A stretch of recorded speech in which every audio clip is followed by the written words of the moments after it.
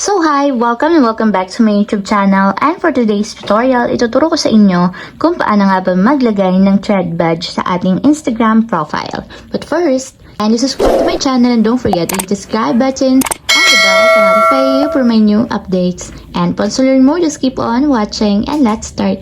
So ayan guys, for today's video, i-open lang natin ang ating Instagram account or yung ating Instagram app.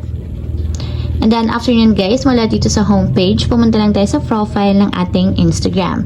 And dito guys, sa ating Instagram profile, itatap lang natin dito is yung edit profile. And ayan guys, i-scroll up lang natin. And stop kayo dito sa show threads badge, and kung makita nyo may switch button sa right side niya. So ang gagawin lang natin para ma-enable is itap lang natin yung switch button hanggang ma-enable na siya or ma-turn on, and then balik tayo dito sa ating Instagram profile. And then refresh lang natin.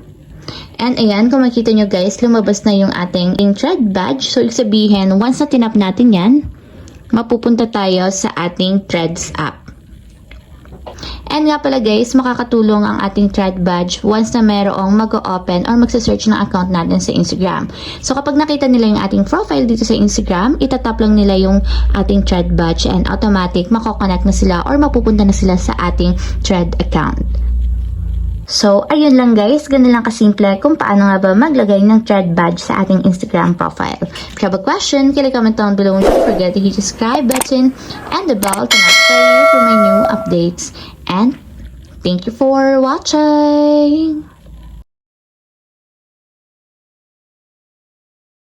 Living life, every day, late at night, not okay.